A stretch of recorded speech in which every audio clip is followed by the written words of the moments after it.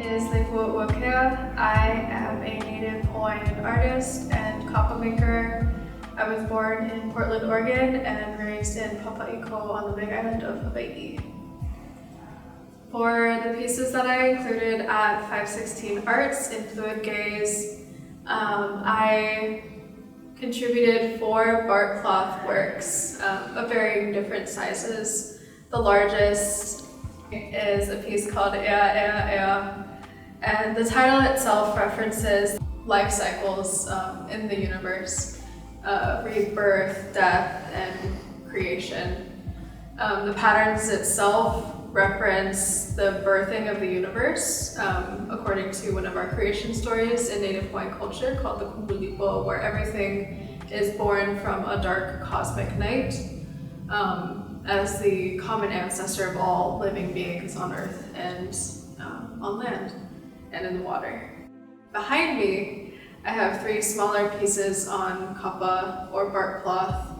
The first in the line references kind of a remake or a re-envisioning of the conventional pride flag that we often see, and tying back into the idea of a fluid gaze.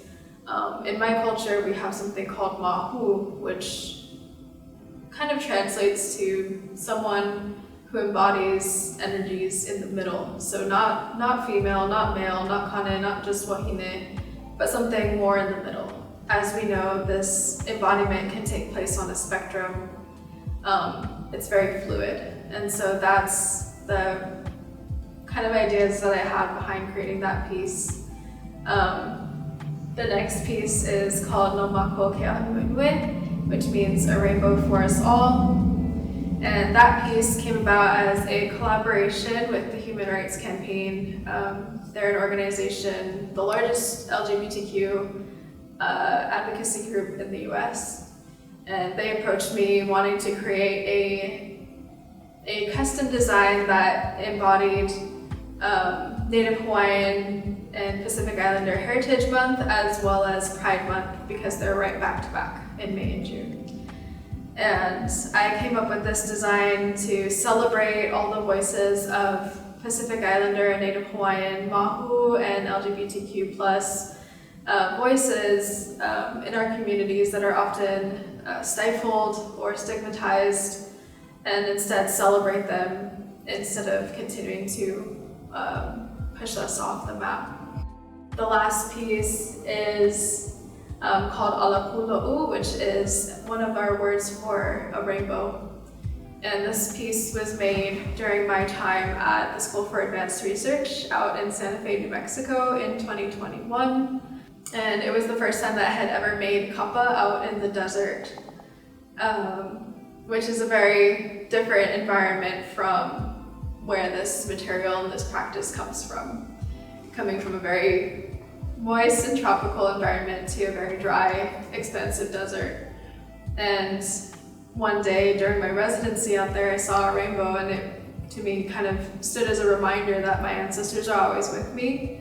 In my culture, we view rainbows as a reminder and a connection that our kupuna are always watching over us, no matter how far away we are or how unseen we believe we are. And so when I saw that rainbow out here in the desert of all places, I felt like they were guiding me and watching over me. And so the patterns in that piece speak to the landscape in Santa Fe, but also the rainbow of earth pigments kind of represents that connection and the warmth that I felt at that time.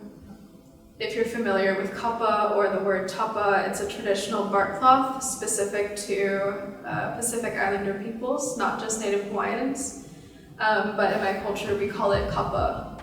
And it's a textile, a non-woven textile made from the bark of certain trees. So it goes through a very labor-intensive process of stripping the bark from the tree, peeling away the layers from itself, and fermenting over sometimes weeks or even a month or more, fermenting that material to create a very soft, fibrous cloth over time. So it goes through several stages of beating and soaking and fermenting and then rebeating to create something that's kind of a cross between cloth and paper. And that material is what all of these pieces are made out of. And all the patterns that are on these pieces are hand painted entirely in earth pigments and wildfire charcoal for black. They're not prints, these are just hand painted in earth pigments that I've gathered myself from Oregon and Hawaiʻi. So I think the pigments themselves speak to a connection between place and also my movement as an Indigenous person being fluid in multiple different environments. I think these pieces speak to that history, that language, and also moving throughout different spaces as an Indigenous person. Being part of Fluid Gaze has been an incredible honor to me, not only to represent my own work as a Native Hawaiian artist, but also to represent the Moku community and the Native Hawaiian community. Understanding that in the history of this museum, there has not been an LGBTQ-centered exhibition, and now there has been.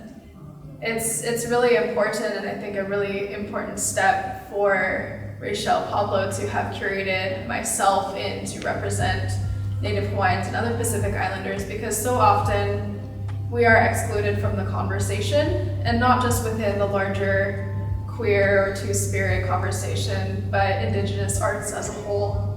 And for that to be shifting here in Albuquerque is a really monumental and bold step, not just curatorially, but I think for a larger arts picture in general.